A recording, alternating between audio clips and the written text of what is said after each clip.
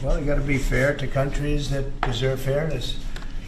They have some countries, as you know, that are outliers, that are very bad, and they're being almost preferred as countries to those that do their job and are doing a good job. And they have to really, they're going to end up losing a lot of countries. They're going to end up losing their credibility like other organizations, and then they're going to be nothing.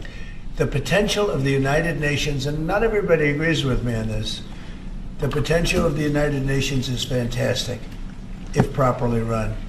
So we'll see what happens. How much money are you willing to take away from them? Well, we're taking away a little bit, but we're not looking to take away money. This is so important that we're really, as you know, the United Nations is largely funded by us. But, and it shouldn't be, it should be funded by everybody, but we're disproportionate as we always seem to be. But it's something that if it ever lived up to the potential, in 10 minutes it would make up the difference. That's the kind of power it could have. Right now it doesn't have that power. Next, sir, this is a national security presidential memorandum that seeks to impose maximum pressure on the government of the Islamic Republic of Iran. Many of these provisions are similar to actions that your administration took during your first administration. The basic idea here is to have every department and agency, or many departments and agencies in your government attempt to sanction and control Iranian activities, particularly relating to the Iranian nuclear program and the Iranian export of terrorism through support of various proxy groups abroad. And the intent here is to give you all of the possible tools to, I'd say, engage with the Iranian government to ensure that going forward they are less of a malign actor on the world stage. So this is one that I'm torn about. Everybody wants me to sign it. I'll do that. It's very tough on Iran.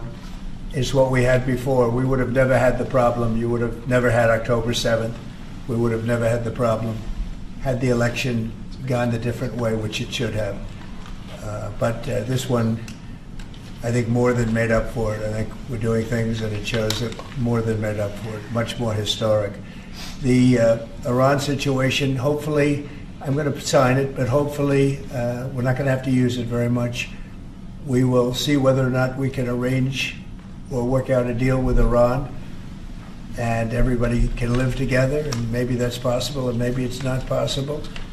So I'm signing this, and I'm unhappy to do it, but I really have not so much choice because we have to be strong and firm, and I hope that it's not going to have to be used in any great measure at all.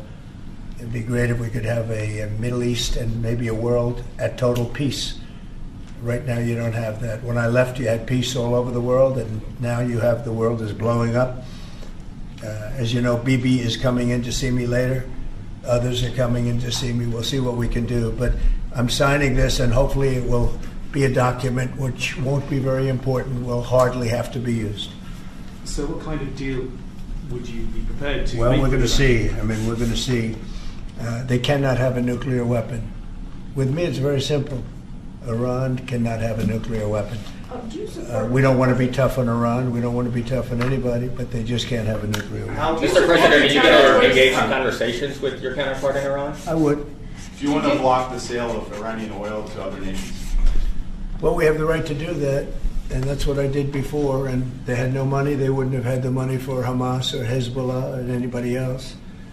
It could have been solved. This thing, it just, if things went the way they should have, this would have been over long ago, but it's not over. How close do you think Iran is to developing a nuclear weapon? I think they're close. I think they're close. They're too close. But again, you could go back 4 years, I would have said they would have had it during this intervening period. But they're pretty close, Peter. And why say that you're unhappy to sign it if it's Iran and their proxies who have threatened to retaliate against you and your team by killing you guys for taking out Soleimani? Well, they haven't done that, and that would be a terrible thing for them to do. Not because of me. If they did that, they would be obliterated. That would be the end. I've left instructions. If they do it, they get obliterated. There won't be anything left.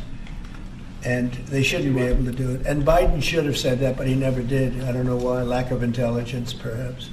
But he never said it. If that happens to a leader, or close to a leader, frankly, if you had other people involved also, you would call for total obliteration of a state that did it. That would include Iran.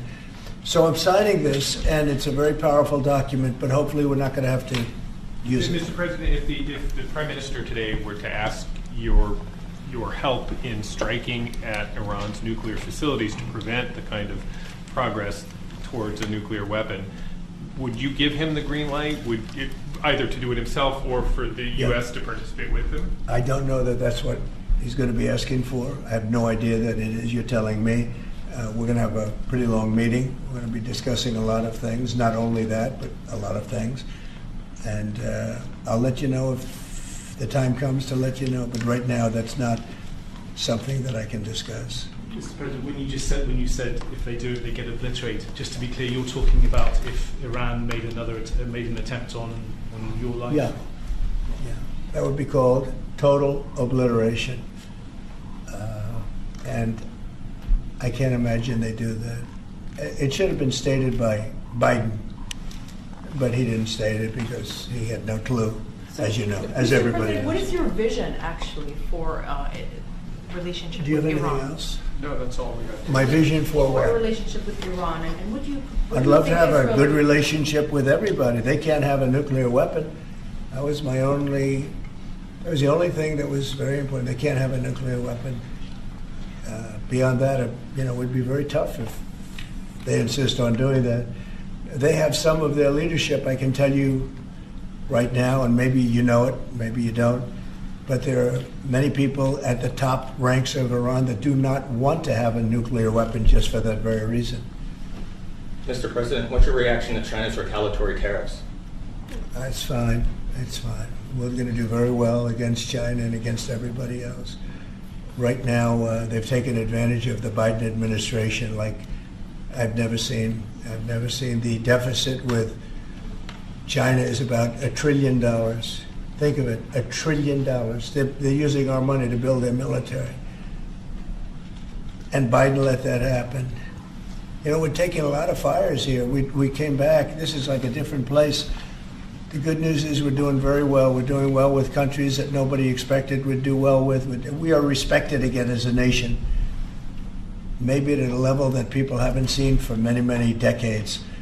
But when I left, we didn't have any wars. I defeated ISIS, 100% of the ISIS caliphate, and now the world seems to be ready to blow up, but we'll see if we can stop it. Mr. President, have you reached out to the Iranians about any kind of Say deal? it. Have you reached out to the Iranians about any kind of deal to start those I would discussions? reach out. I mean, I have nothing. I see. I'm one that doesn't care whether I reach out or they reach out. A lot of people say, "Let them reach out, sir." And that, to me, it doesn't matter. It's But just that hasn't it's started just yet? talk. But I want to see everybody do well. I want to see great countries, and I want to see peace in the Middle East and elsewhere. We're also working very hard with respect to Russia, Ukraine. That's a bloodbath. It's a total bloodbath. What's going on there is incredible. What's going on with the soldiers, young soldiers being killed by the thousands. I mean, literally by the thousands.